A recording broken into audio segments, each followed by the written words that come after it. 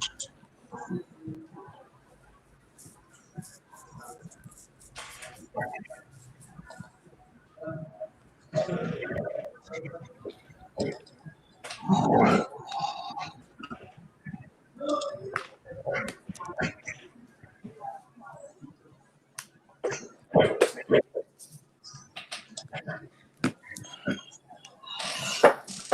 everybody, it's Pastor Jonathan Louder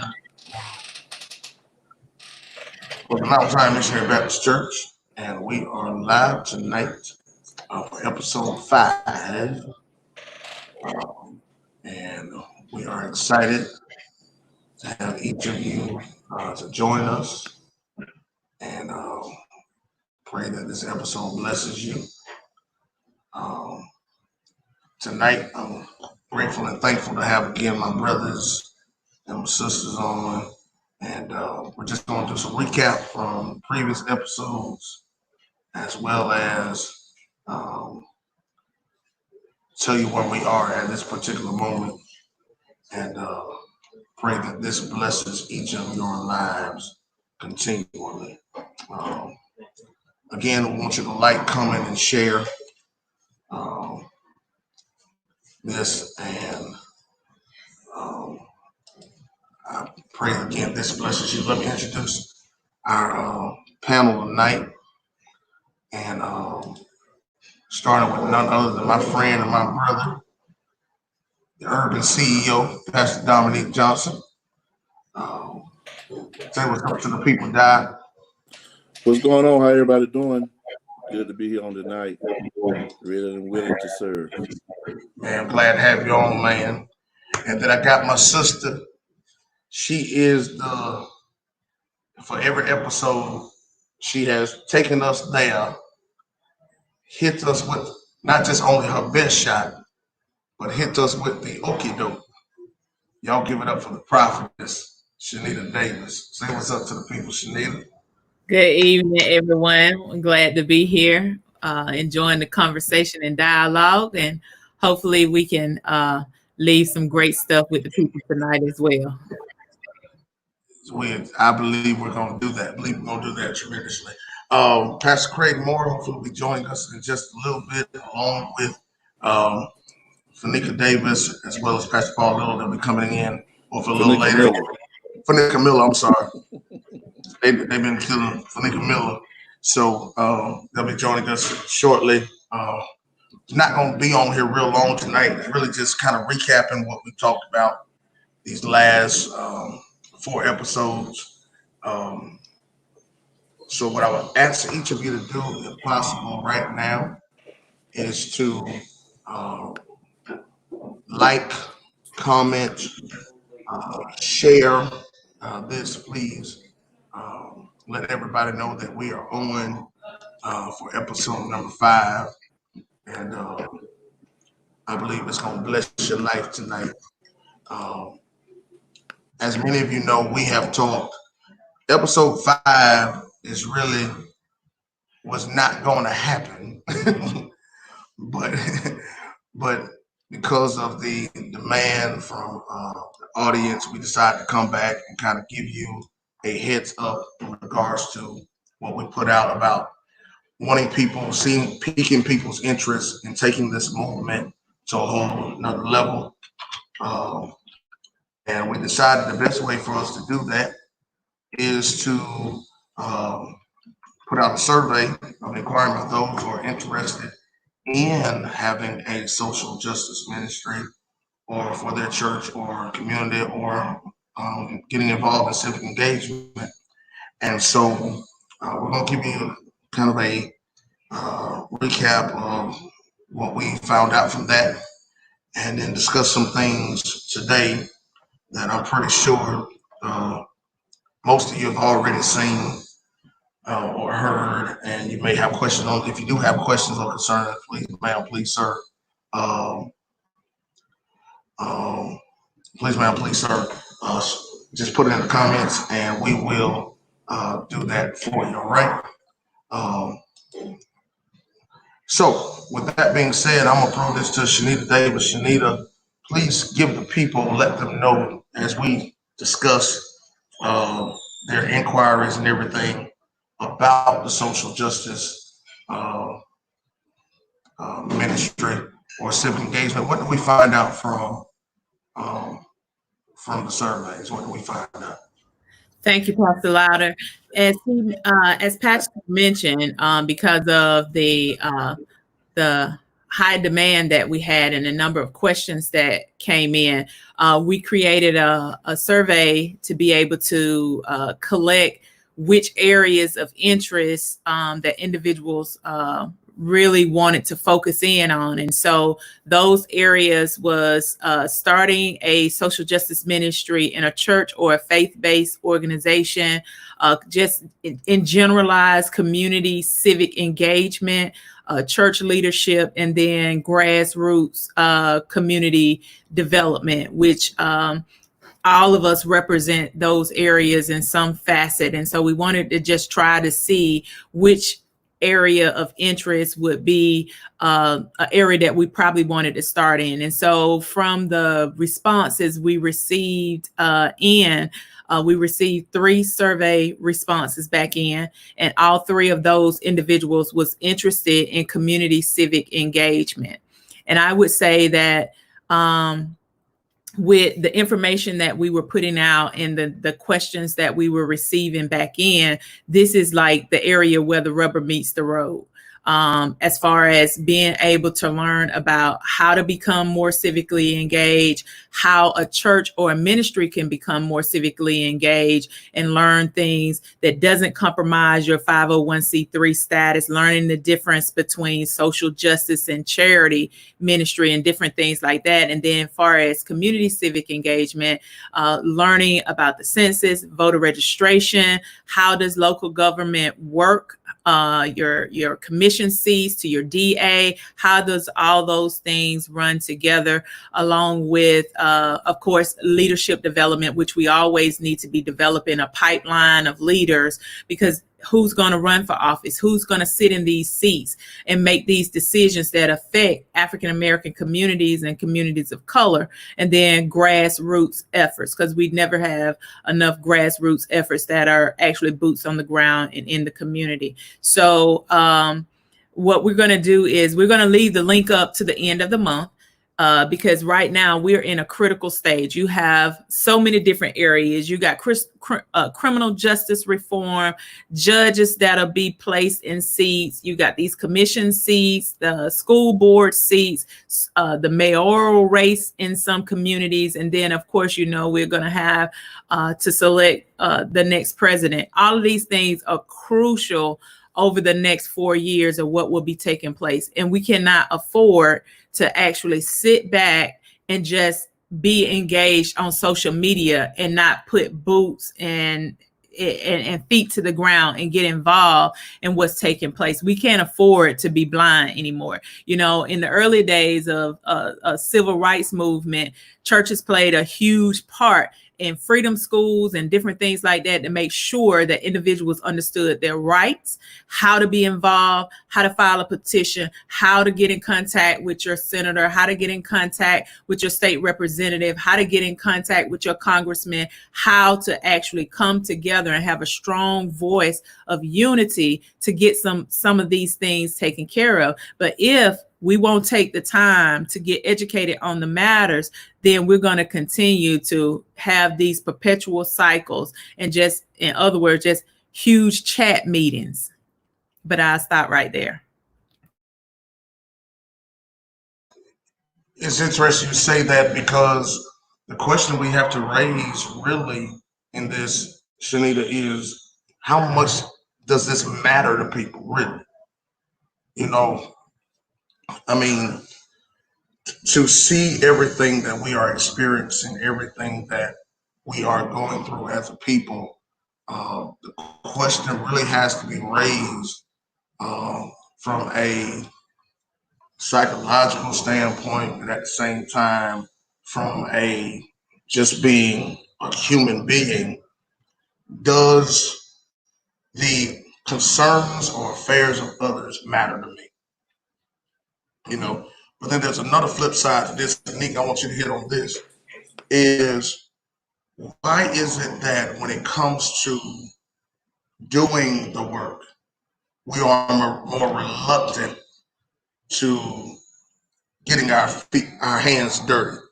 You know, it's almost like uh, we want somebody to do the work for us, and then we're gonna benefit from it. And I think we really need to talk about changing that narrative, because if we're going to experience change, especially after, not just during this, but after this, we've got to really uh, put some walking behind our talking. So help us, man, understand how we can really be more effective in getting people to follow through, because this matters. You know. So, that's a great question, man. I can only draw from my experience, and one of the things I know that we try to make sure that we don't do, particularly within our circles, or vote shaming or shame people into doing anything.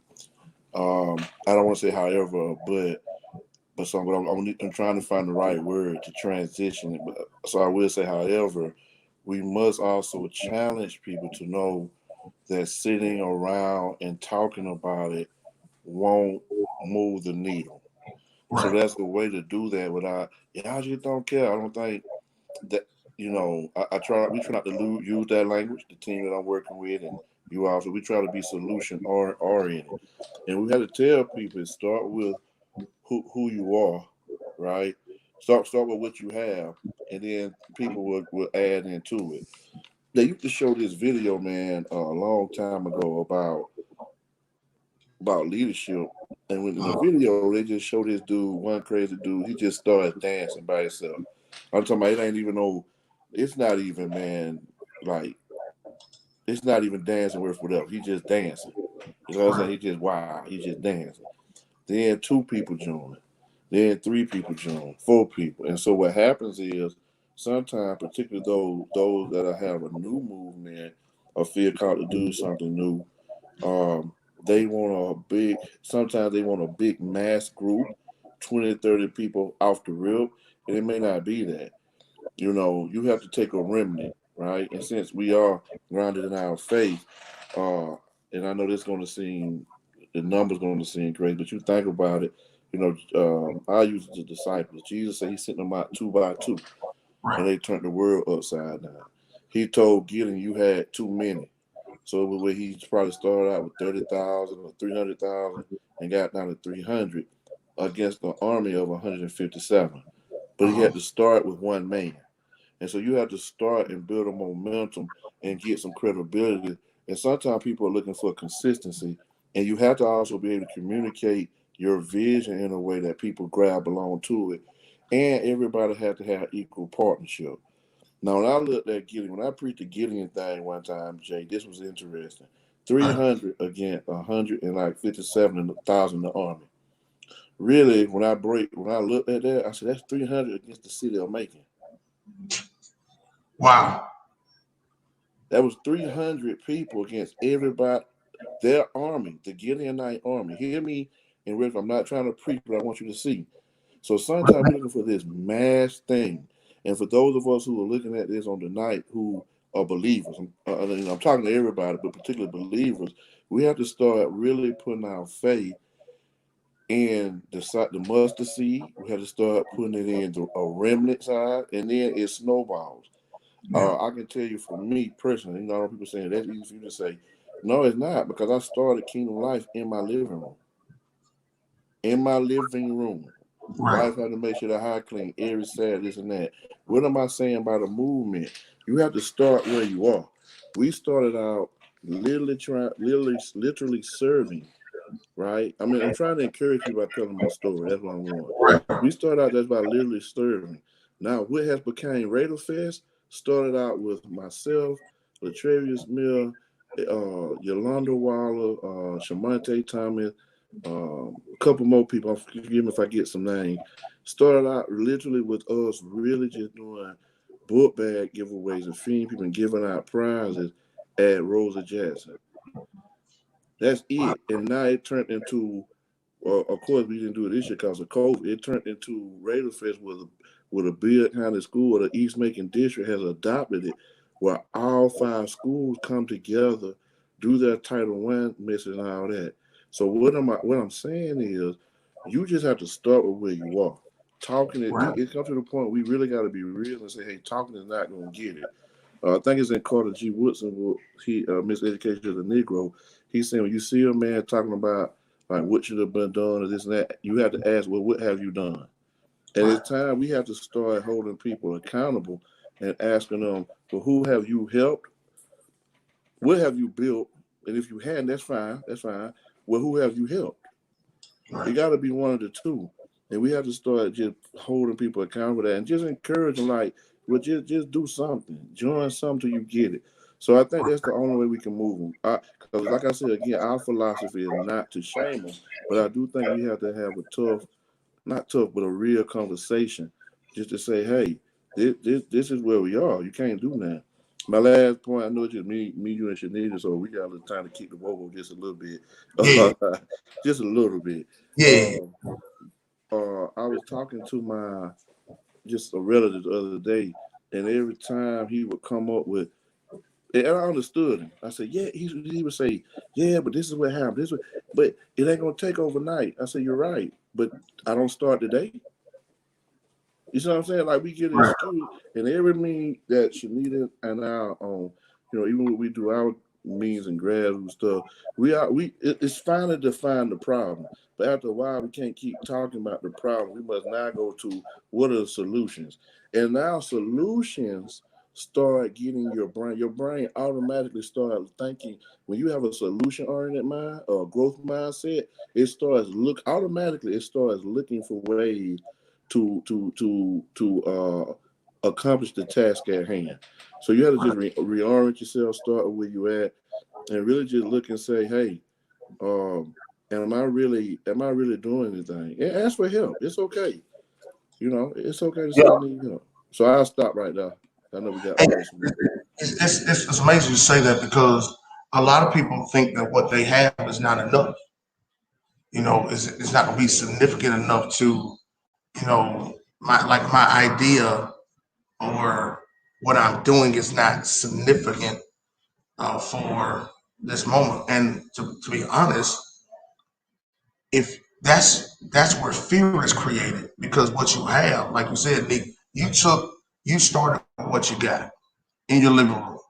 It was you followed the voice of God, started in your living room, and no matter who or what discouraged or even encouraged, you knew this was God telling you to do it because you did not want to have to answer to God and be like, I gave you an assignment to do, and you allowed your fear.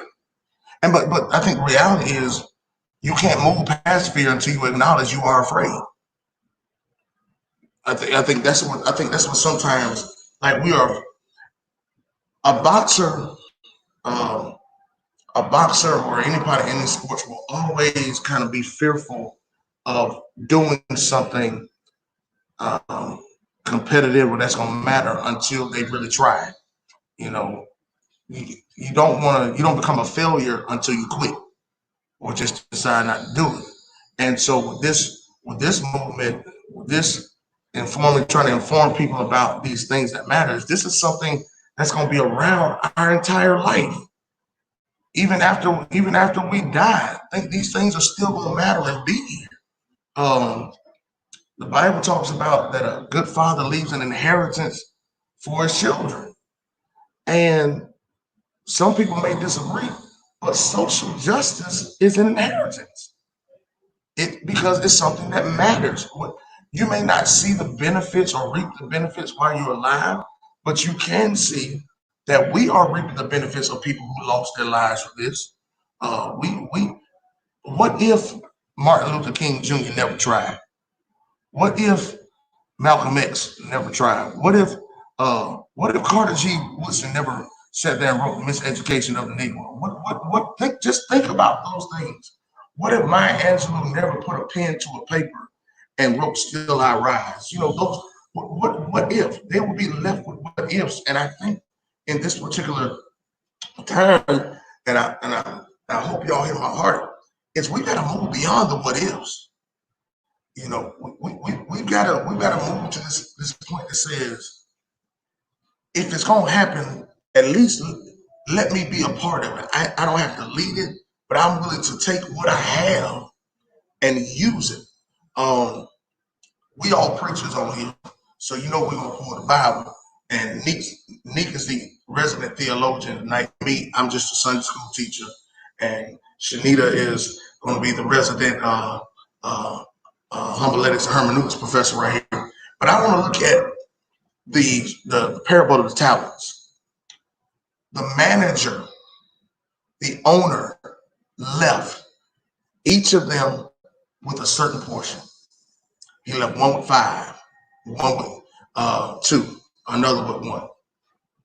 He left them, and they had, and basically, the Bible does not give us instructions of what he told them to do, but we can tell they knew, because 2 of them at least knew, because the owner trusted them to manage not their stuff, his stuff.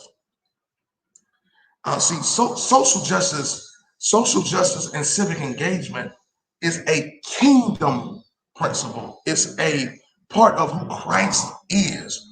And so how dare we be like the one who had 1 and go bury it, because he, in his mindset, in his eyes, if you read the text, the one who had 5, he went to work, made 5 more. Owner comes back, he says, you know, well done, not good and faithful servant. You've been faithful a few things. Coming up, I'll make you ruler over many. Okay? The one who had 2, he doubled his. Owner gives him the same thing. But then the one who had 1, here's what took place. The man said, well, master, I knew you was a hard man. But nowhere in that parable do we see him being hard.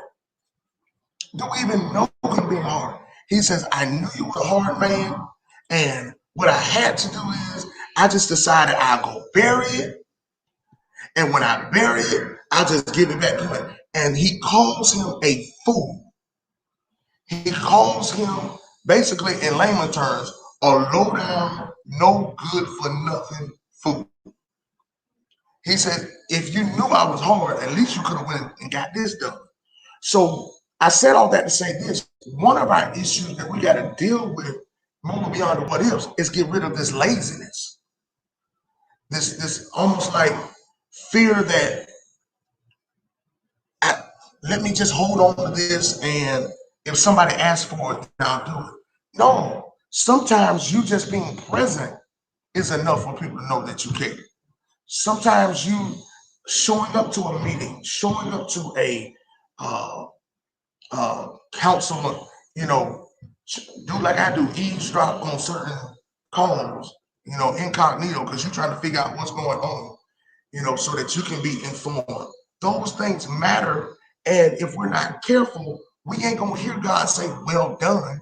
We're going to hear God saying, you slothful person, because we sat on what he told us to manage. We sat on what he told us to do. And so Fanika Miller is in the building, y'all. She's on, y'all see she's popped up. We all our screens lit up because she came on in.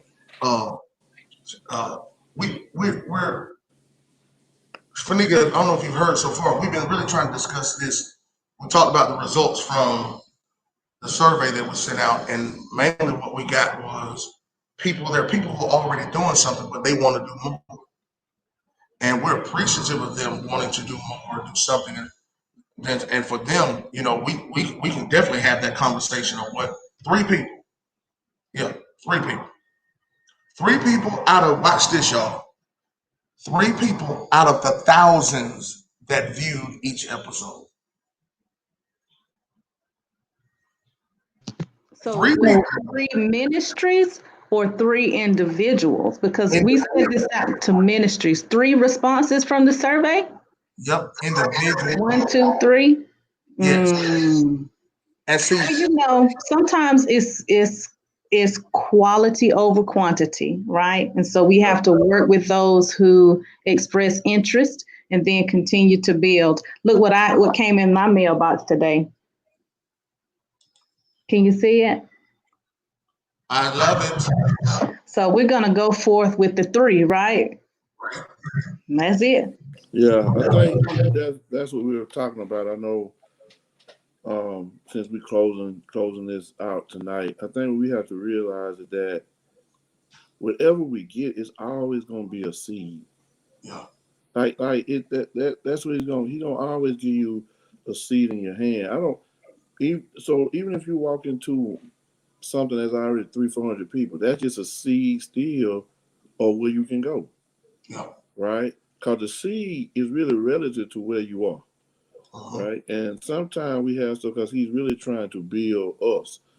Right? When you building these movements, you have to realize what's at stake. Like I said earlier, one of the things you have to count the cost emotionally. You have to count the cost for your time, your family. And so, as Vanika said, and everybody has said, like, we, whoever the 3 are, that's who we call, that's who we work with, and that's who you move with. And, we're going to leave it out to the end of the month. I think talking to the saints that's listening and all that, it was always asked of whoever, what's in your hand? Yeah. Not what's in Shanita's hand, Vanika hand, Jay. They good. I got them some of their hand, but what's in yours? Right. You have to use what's in yours. Moses had a staff, part of the Red Sea. He threw it down. He worked wonders with a stick. You know what I'm saying? And so that's what we have to understand. And I don't preach to the choir to you all, but I just want to encourage everybody who's listening. Because some people are like, ain't nobody doing that. There are people doing some stuff. There is let me paint a picture too. There is some apathy on some end, but those are people we still love them, speak truth to them, but we got to keep moving. I mean, you look at it. I'm just calling out people. Mother Teresa, straight nun, a nun in Calcutta, and she just started feeding the hungry. And then people think about it. People would leave their jobs to go spend summers with her in Calcutta. Just off of the fact of that, right?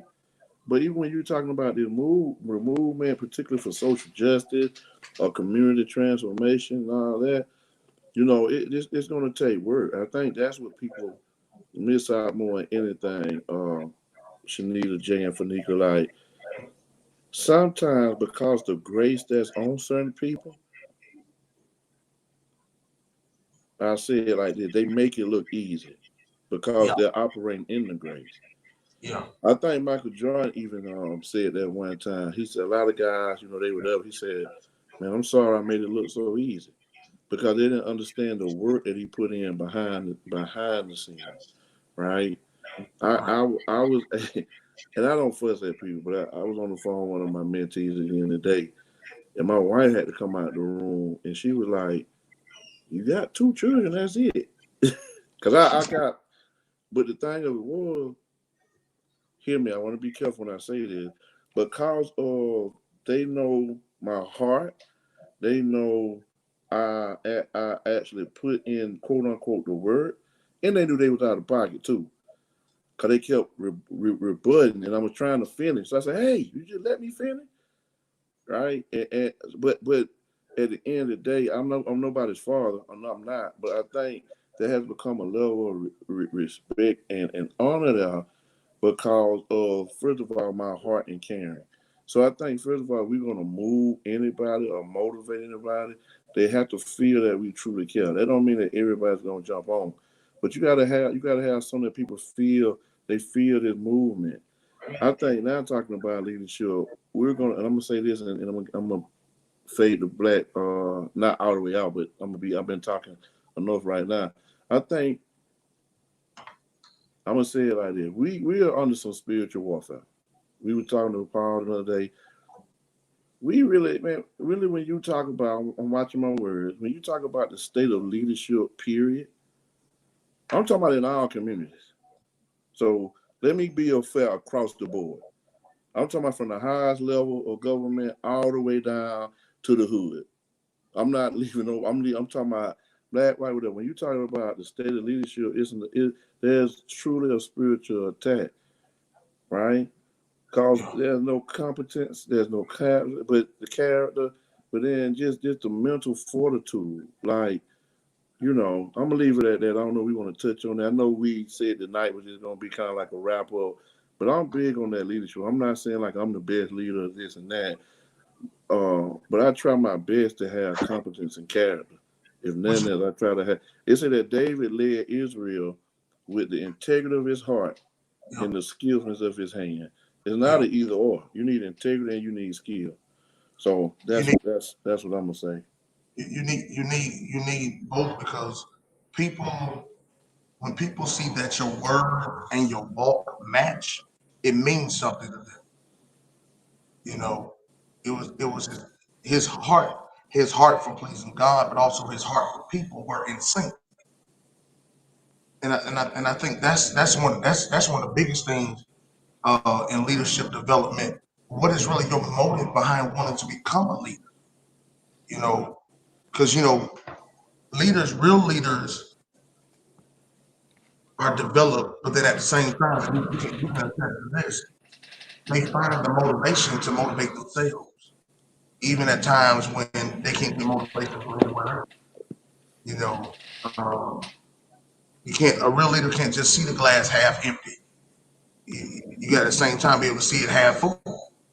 You know, sometimes the way you see it from both sides when you don't want to, but at the same point, um,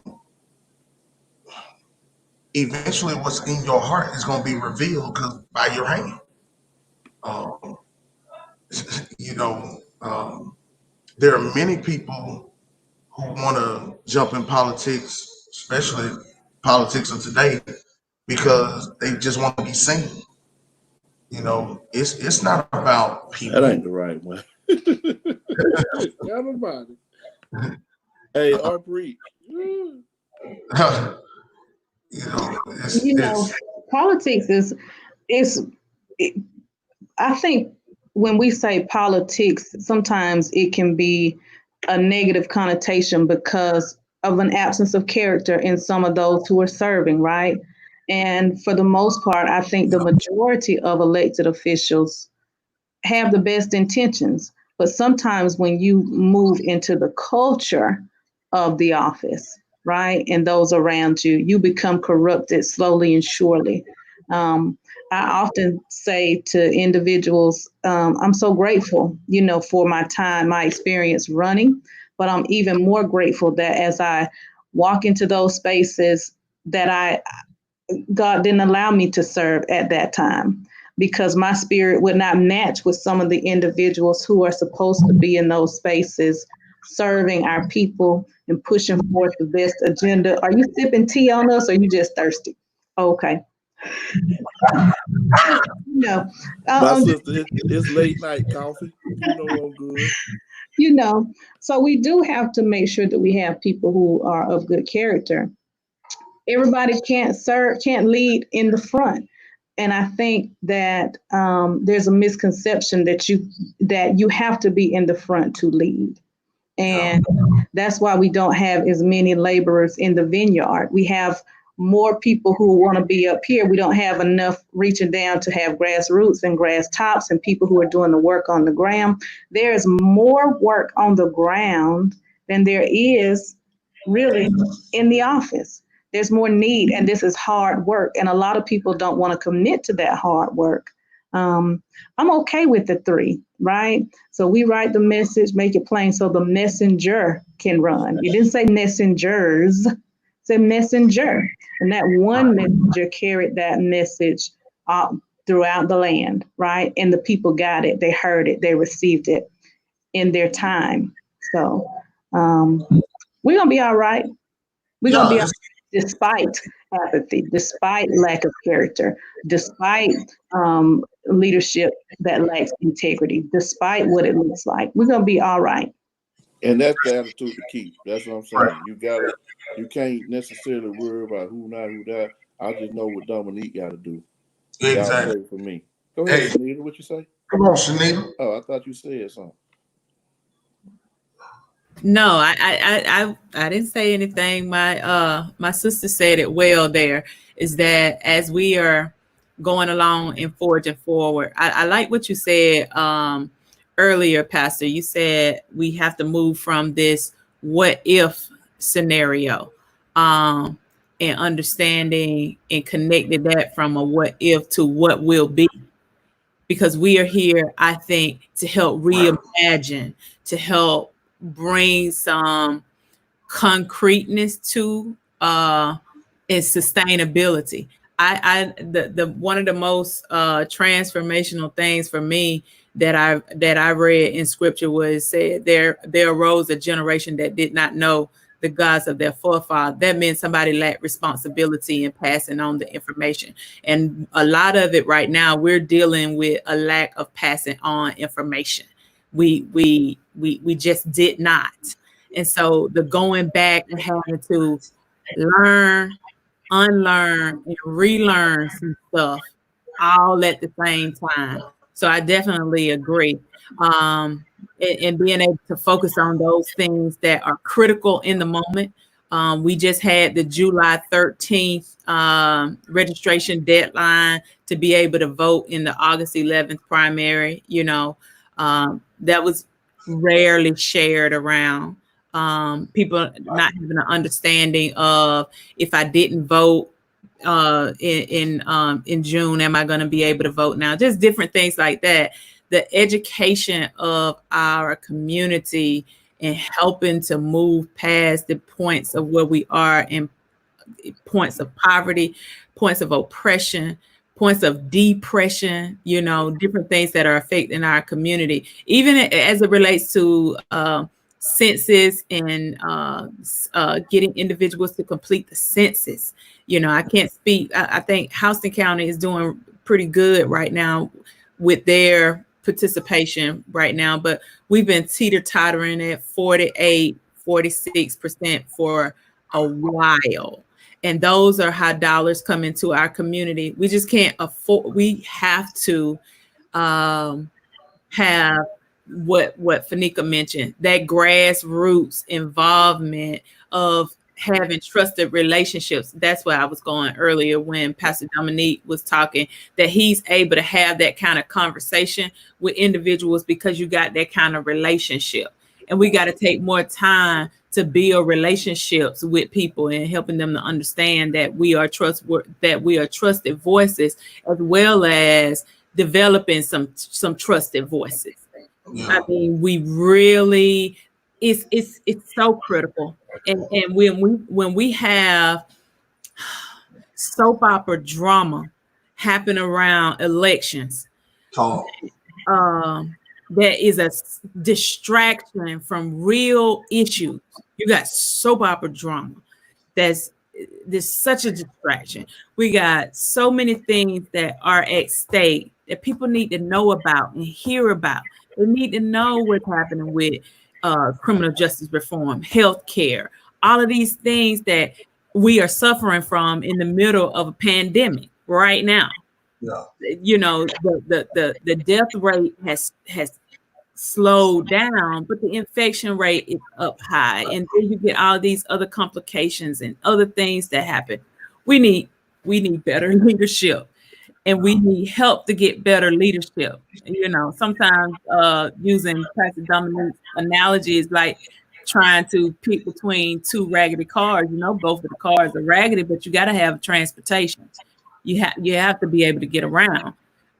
However, whoever rides in seats, how are we going to hold them accountable? How are we going to learn about what it is that they're actually doing? Are we going to really take the time to educate and get these some community civic engagement hubs? We need Yes. civic engagement hubs. Yes. We know Yes. on a certain day and time, we want the individuals from Unionville to join us. We want the individuals from Bellevue to join us. We want, we have to be able to build this and make it real to people. Like what Fanika said, we'll take what we got and we'll keep moving and we'll keep pressing and keep shouting it from the rooftops. So fire. Right. fire. Some things on fire. We can't keep walking past and acting like things are not burning because they are. Yeah, it's like how one of my members said growing up, she would go to the club and they would hear the thing, the roof's on fire. We don't need no water, just let it. And they would like, so everybody started chanting, and the DJ had to come in and cut the beat. Like, no, really, the roof is on fire. Get your tail out of here. And see, if we're not careful in this season, if we don't, it's not about just providing the information. If we don't respond to the information, the roof is going to be burning, and what we're going to end up seeing is the same thing that happened with Black Wall Street. That it was just out of nowhere. What was productive, what was helping, what was powerful, just in a over time, just boom. Because if you talk Black Wall Street to some people today, they don't know what you're talking about. It's educating. Pastor Lonnie Slater, I think y'all saw the comment. If you're watching this, I want to appreciate his comment. He basically says information didn't get passed down. It's basically the same thing they did with segregated schools. They segregated schools, but they didn't give the same curriculum. You want to offer secondhand? No, give me the same thing. What you're giving them because it matters to me, and now we're paying for it. And what we must do as a people, what we must do as leaders, what we must do as being determined to be on the grassroots, we've got to make sure that we're doing everything we can to make the information available, putting those hubs, say, listen, this is what we're going to do. We're coming to your community on this particular day. And not just the day of, no, we're putting out using all of our resources. We're coming here to, we're not asking you to come to us, we're coming to you.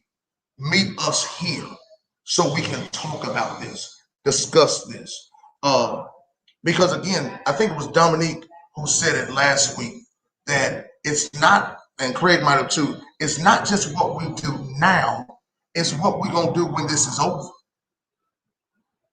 When the election is over, because y'all, people think we talk about runoffs, and runoffs have never been popular with us as a people. Period. We I don't know if it's that we don't trust it or we just don't go. It hasn't been popular. We fall into traps. I'm gonna get in trouble right here, and Nick, I'm gonna need you to grab a fishing pole and pull me out. We get into traps because we make things about a color and not about purpose. We make it about race and not about purpose. I'm just saying what I'm saying. Them two looked up like. I know, yeah.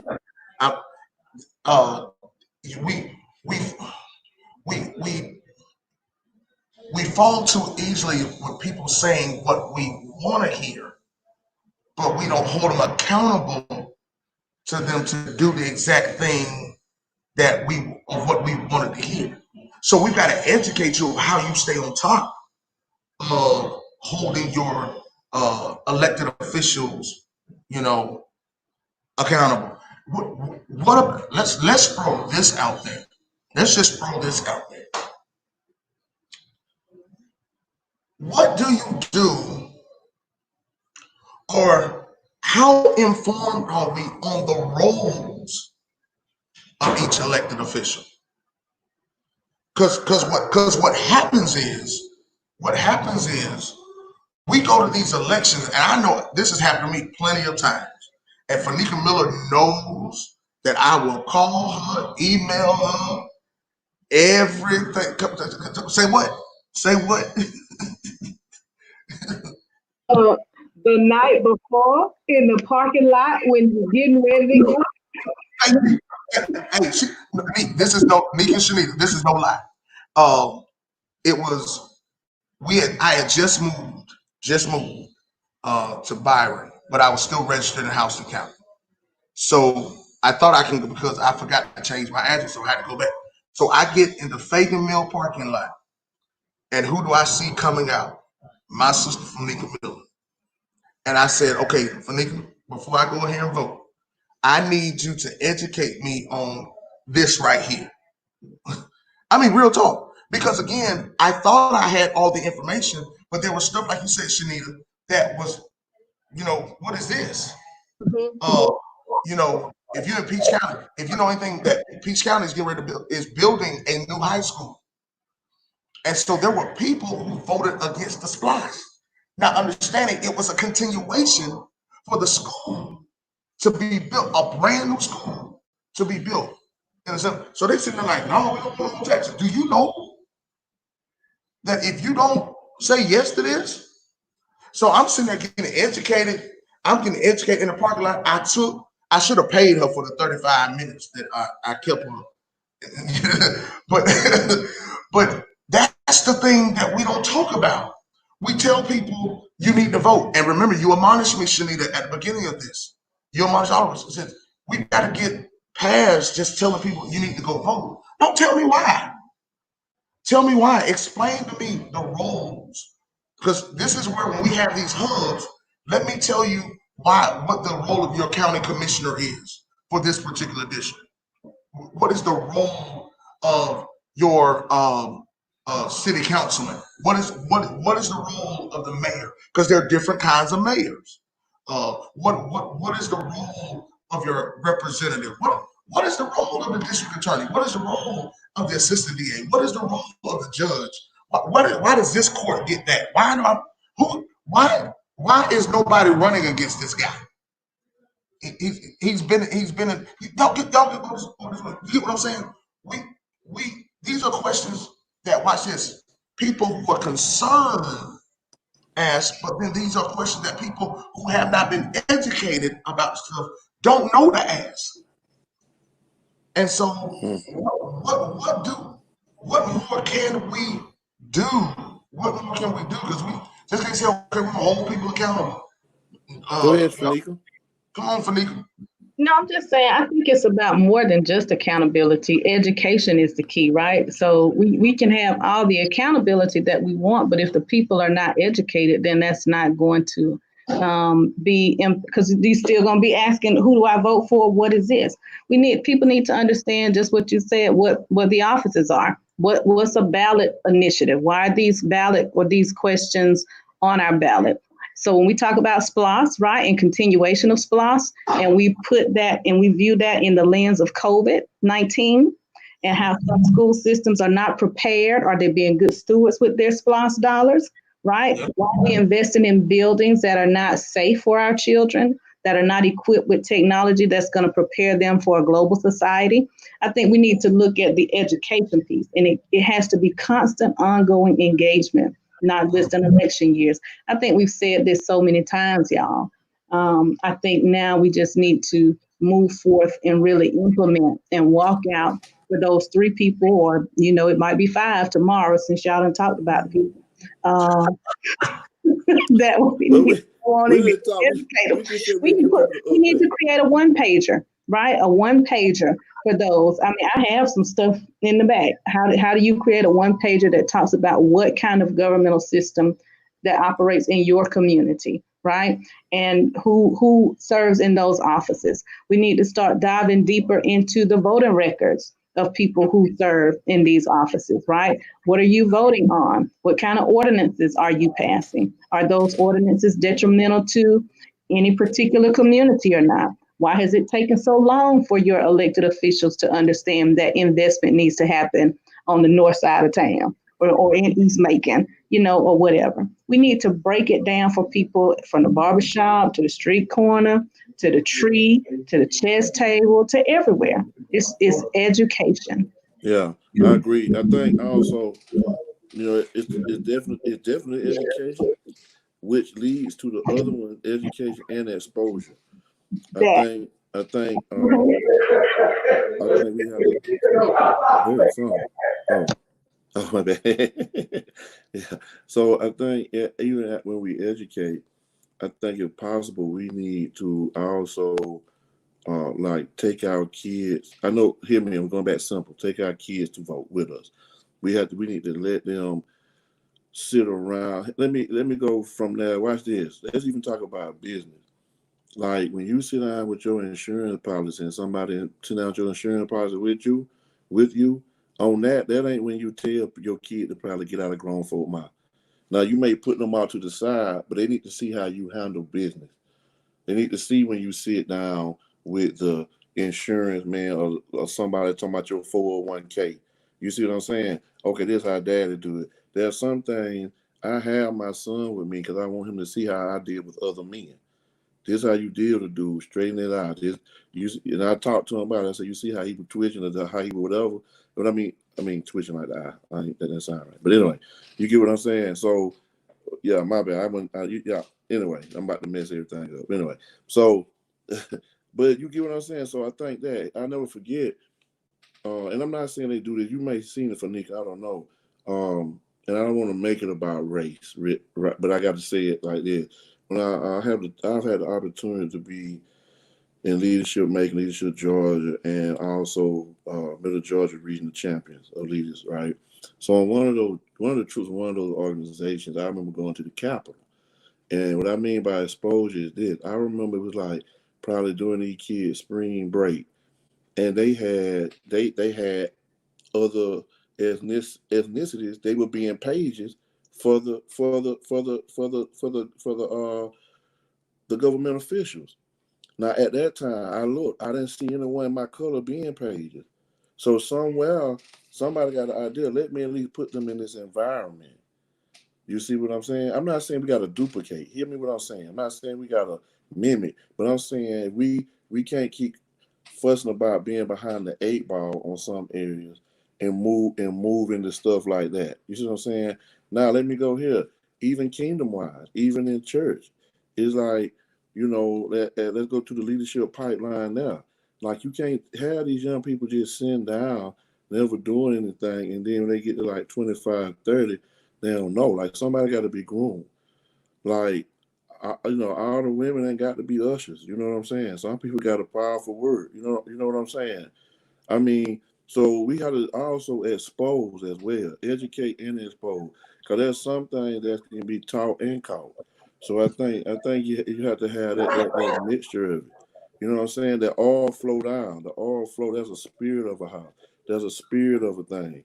And so I think sometimes we need to educate our kids earlier to some of this, the novelty, the novelty of social justice.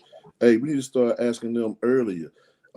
Hear me, this all comes back in, because if we gonna close it out tonight, I want to talk about the whole ecosystem, right? I don't want to keep us on here too much longer. I know we all tired of moving, but we can talk about the whole ecosystem. Like what does the whole ecosystem look like when it comes to training, when it comes to leading, when it comes to serving? The whole ecosystem has to be healthy. Some people say, it takes a village to raise a child. And that's true, but what if the village is toxic? Wow. You see what I'm saying? If the village toxic, then we raise a toxic. So now I'm getting back to me. You know what I'm saying? I'm getting back to this issue right here of the kingdom. Right? That's where kingdom-minded churches come in at. We should be the purifier. Hey, we started out. Everybody on here, done kind of the Lord they Savior. So it did the last thing, like they say. Kobe went out scoring 60. So we going out tonight. It's the last Yes, sir. right here. Yes, sir. so, Yes, sir. so that's what I'm saying. So at the end of the day, our ecosystem has to be right. And now let me move to now let me move to the accountability piece. I'm glad Fanika addressed it. Like she said, it got to be more than that. We got to educate, then move into educate, expose. Now I can hold you accountable. I can't hold my son accountable for not taking out the trash when I ain't never told him or taught him. Here's another thing. Here you go, because I'm trying to be mindful because I want everybody to chime in. Like, this is how discipline works when you look at the word, right? The first time he's disciplined is not just beating, right? So the first time God talked to you, he said, okay, I talked to you. Next time he rebuked you because you didn't know it. The third and final, that's when the physicality come in at. What I mean is he gives instruction first. Think about the first time, well, maybe we have a job, but most of the time we tell our children go clean up the room. And then we go in there and say, this room ain't clean up. You ain't never showed them. Wow. So what you look at, they say the stuff pushed up under the bed. Oh, you didn't put your stuff under the bed. They don't know They don't know what happened to the stuff that you moved out of your room.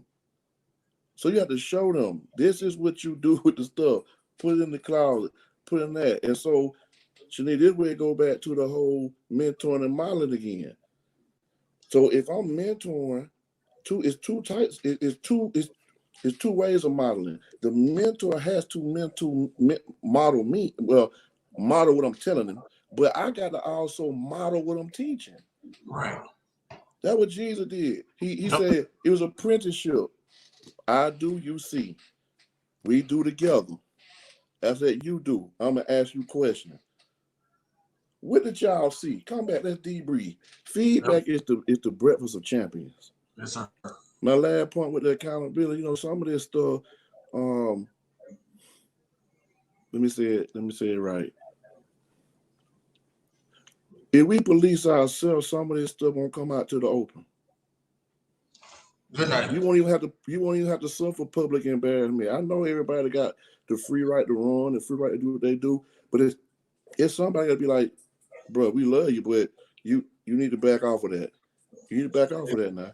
Shit, they done got slain. You know what I'm saying? I mean, hear me. I'm not the one to tell people what they can't do, but this is what I do know. I think all of them cleared out. I'm not trying to gloat on my sin, none of that. If I'm running for something, I'm just so glad social media when I was out with my frat brother. And I don't know, my cousin Kurt said he got somebody, I'm waiting for you to do something. He always messaged me, joke with me, right? He always told me, oh, they think you the golden, but all that, right? He's somebody like, I got some of them box cameras that ain't never been developed. But what I'm saying is, that we need to police each other. Hey man, don't just chill on that. You stay in the background and help on this end. But you know what I'm saying? But you don't because it'll keep you from public embarrassment. You know what, Nate? This is the key. When we look at Christ's mentoring and then asking the disciples to emulate him, you were right. Even when they failed while he was here, he would always pull them to the side and say, all right, come on now. But watch this. Watch this. Jesus Christ came not just to die for our sins,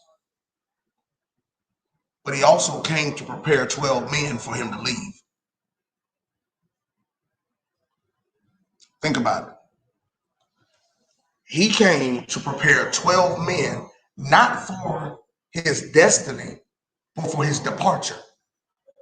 Because he always told to them, it's going to be expedient for you when I leave. I got to go. But before I go, like you said, I'm not going to leave you without a pattern. I'm not going to leave you without learning how to police yourself.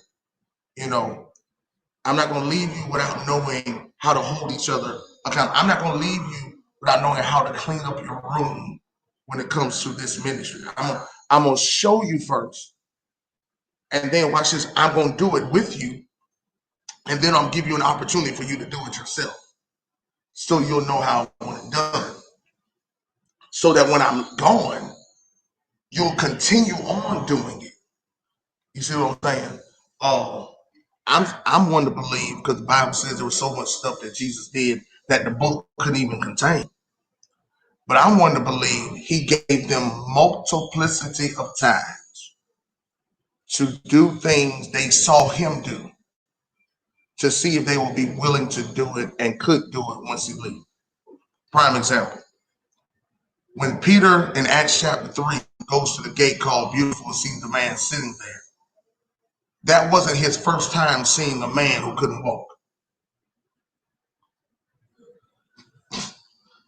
He saw people with Jesus who couldn't walk and how Jesus handled them. So what did Peter do? He emulated what Christ did. Reached out his hand. Then he spoke like this, reached out his hand, spoke on the man's level,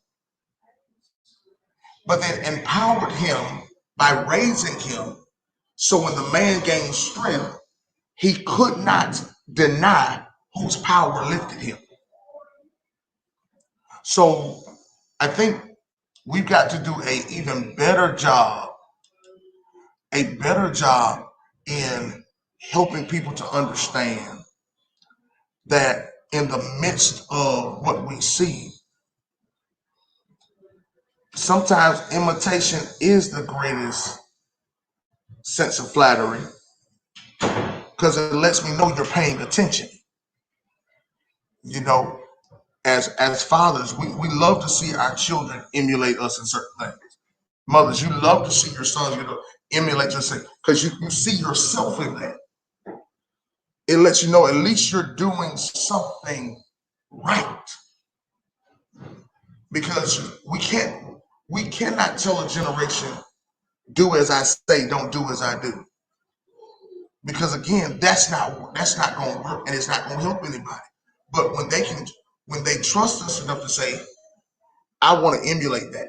I want to be that, you know, um, it makes a difference in what we're doing, setting the pattern. Because again, Fanique, you put it, we can set a pattern for these 3 or 5. We can set a pattern and say, hey, here's what we're going to do. Here's what we can do. Because these 3 or 5 just may be the one, watch this, to make it 50 or 60, around. All because we decided to plant, they watered, God gave the increase. And so, I mean, we've got to be so serious in this moment and understanding that it's just not about teaching, but it's also about, you know, seeing them mentoring mentees so they'll know, hey, you're learning. Not only are you learning from me, I'm learning from myself as well.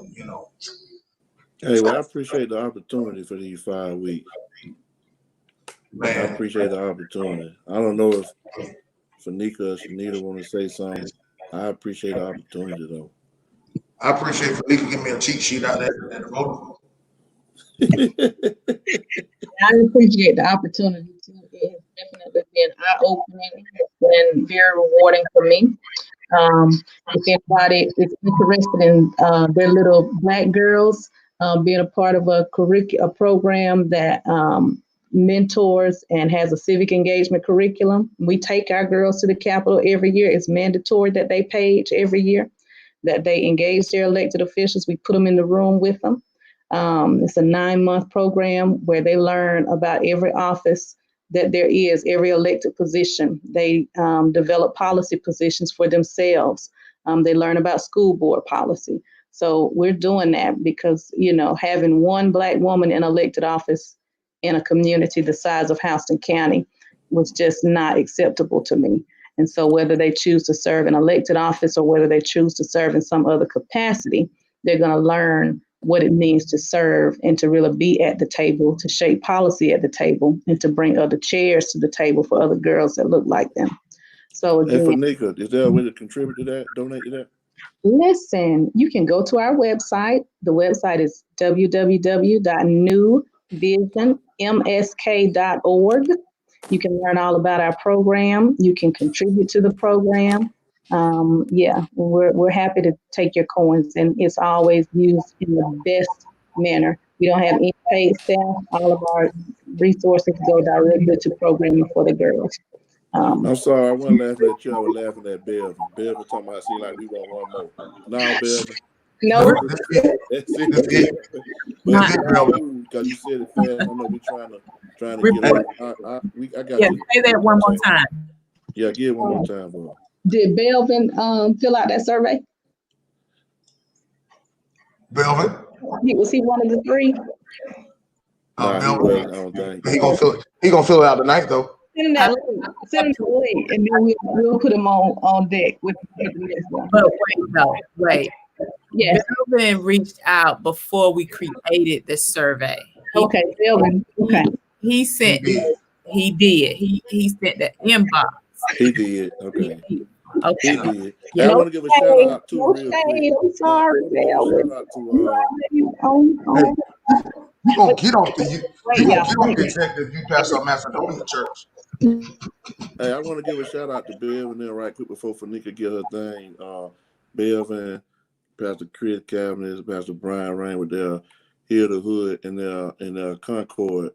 The Hear the Hood movement partnering with the Bibb County Sheriff Department for the Concord initiative. And so y'all look up Bill and where, and they can tell you about it. I'll mess it up, so I don't want to. But it's a partnership with Bibb County Sheriff Office. Fanika, go ahead. I think they want to hear that link again. Okay, well, that partnership warmed my heart to see that yesterday. I think, shout out to every person that was involved in that. That's an excellent initiative. Our website, and again, we focus on Black girls, middle and high school, age 11 to 18. It's newvisionmsk.org. There you go. Okay, Shanita just dropped the link. Thank you, sis.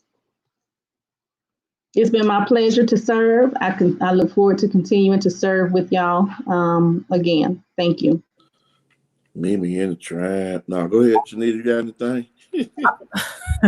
What I was gonna comment on is that it has been a pleasure, but I wanted to piggyback on what you were saying about that Concord project and how important that is for clergy. We'll have the opportunity to engage with law enforcement and go out on calls with law enforcement to help build that bridge in the community, because oftentimes, as Sheriff Davis said, where is the church? Well, they're in the car with the police right now, and they're riding out on calls to help make those connections and hopefully be a part of de-escalating situations that may, we are more connected to our community sometimes than some officers are. They can't be in all places at all times, but sometimes that clergy person being on site may be able to help de-escalate some things. And so I know defunding the police is like a cuss word,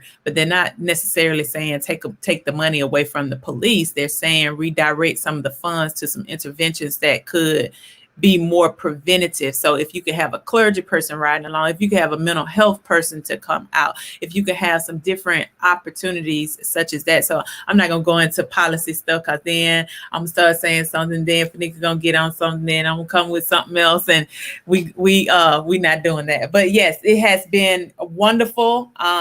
Hopefully very informative to individuals. I'm going to piggyback on again.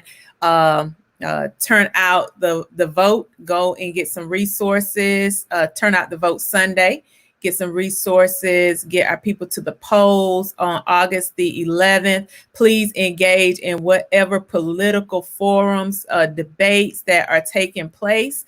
Submit questions if they have the opportunity to. They have a place for you to submit questions and ask questions. Please, my sister Fanika was participating in a Meet the Candidate. Was it Engage the Candidate? What it was, something tonight. And it is important that you take the time and participate so you can create your own little cheat sheet when you get ready to go to the poll. Get your own. Hey, Shanita, how can the people reach you? Yeah, talk about that, Shanita. People Advocacy Group. The People's Advocacy Group, you can reach me at ShanitaDavis.com. That is ShanitaDavis.com. You can contact me on Facebook as well. Go to my Facebook page. That's it. Hey, what's up, homie? Urban CEO. What it is, bro? I've got to say this on behalf of the people who may not say thank you from afar, but as your brother,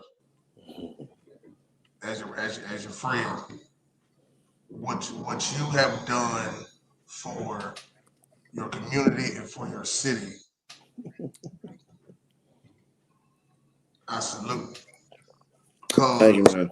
It's people like you who inspired me to even like stuff like today to help bring COVID-19 testing to my church, to my community, to even aspire to start your own nonprofit, because you don't have to be from the hood to make a difference.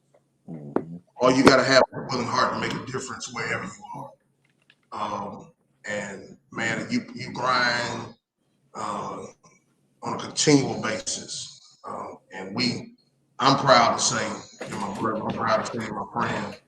And, man, keep, as you always tell me, man, keep inspired. Keep Hey inspired. man, I appreciate it, man. I'm just here to serve. I just want to hear well done when it's over with. You know what I'm saying? That's Two it. things I want to be said. I hope all y'all can say it. Oh, my eye, bro. I ain't crying about He lied. He lied. my I just wanted to be said, man. Well, a couple of things. I love God. I love my family. I love people. I serve God. I serve my family. I serve people. And if I can do that, we good. Also, oh man, my eye burning for real. Uh, you keep up good work too, man. Proud of everything you are doing. Proud of Pastor Moore down in Pinkerton. Yes, sir. Of course, my brother Paul Litt, who somewhere doing some on leadership today. He probably using my stuff, but you know. Hey, well, we're all guilty. We're all guilty. Yeah, I'm just joking. We joke like that, but no, it's been a pleasure. I'm glad everybody please sign up when you see the thing. And one last thing, man, y'all, if you haven't done the census, if you Right. haven't done the census, please do the census now. If you have done the census, be a census ambassador and walk your cousin them through it. Right. It takes you can do it on your phone. Come on, y'all. We need this, particularly if you from Macon, but anywhere from on. I don't want to, but do the census. Be counted. Men, be counted. Make sure that your family is counted. So, that's it, man. Thank you for letting me be in on here, bro. Appreciate it. Salute to you, everybody. Double salute. The hood diplomat signing out. Listen, here's fun. I want to thank. I've got to do this. I want to thank my wife and kids for sacrificing um, time to help me do able to do this. Um, Many people sometimes when they're doing ministry and when there's work in the community, the people who suffer the most are the people who live in our house because they have to sometimes um, go without um, spending time and all that kind of stuff. And I want to appreciate them. I want to appreciate my church, the Mount Zion Missionary Baptist Church, for continual support with this virtual uh, experience. Listen, I want to piggyback off what everybody said. Um, Turn out the vote Sunday, whether your church is uh, virtual or they're visible. Do something to make sure that every person in your church that day, everybody who watches you or watches you, make sure they have registered to vote. I'm going to ask Shanita if she would put the link up for the survey again. Just put it in the comments so people will have it. I've messaged it to some people. I tried to put it in, but it's on YouTube. It's on, but it didn't go to Facebook for some reason. Um, this has been um, an experience I did not know and still don't see like the impact it was going to make. All the resources we've been giving out for books, all the website nuggets. If you miss any of the other previous episodes, I want to encourage you to go watch it. You're gonna laugh. You're gonna laugh. You may even cry. It's serious. We did our best to try to speak life and make an impact. I want to say again to my brothers and sisters right here who are my family, I appreciate each of you, including Pastor Craig more, Pastor Paul, more than you all will ever know. And the work doesn't stop for us here. Just because we've decided to let this be the final episode, we still got work to do. We're working together. When you see one of us put something up, it's all of us putting it up.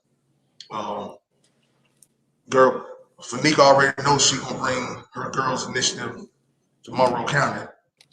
Fanika gonna do that. Shanita gonna do her thing in Monroe County because I'm still a footballer. I've already told her that 100,000 times.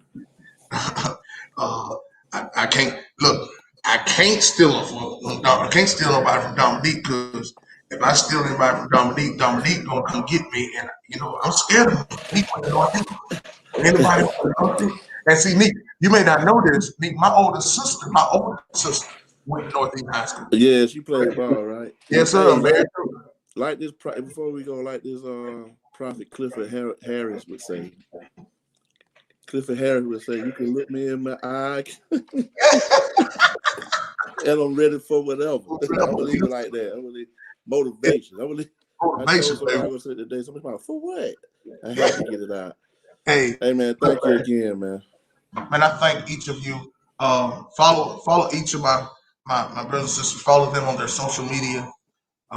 You follow us, Jonathan at on Twitter at JLouder1. On Facebook, Jonathan at Jonathan F Louder. I got too many pages. I got two and a half. Follow us at Jonathan Ferris Louder. I can't accept no more friend requests, but I will be deleting. Never mind. I'll talk about it enough. Some people gotta go. But again, whatever you do, we pray this helps you make an impact. We're together gonna make an impact and make a change. And from our hearts to each of you, we pray you will bless these 5 episodes. It won't be a 6th one unless we come back and tell you what we go. We just come back to talk about stuff. But I will say this: as we get closer to certain things that once the surveys and stuff, the interest link is right there in the comments. As we get closer to what we're getting ready to experience with this election and stuff, we're going to keep people informed. I'm pretty sure Fanika is going to do all she can to make sure we understand what certain things are. If you have questions, they won't mind you inboxing them. Questions about, watch this, Fanika, don't do that. Questions in regards to things of the community. All right, that's it. How you make a difference in the community. This is not Let's Make a Deal or the dating game. None of that shall not be in there. So Shanita Davis will not be taking any requests in her inbox. Praise the Lord. She look, if you can't take her to Carrabba's first, then you of any kind. Any kind. We on a mission. And so again, thank you everybody. Share this video tonight. And we love y'all. Y'all be good. Deuces. Peace.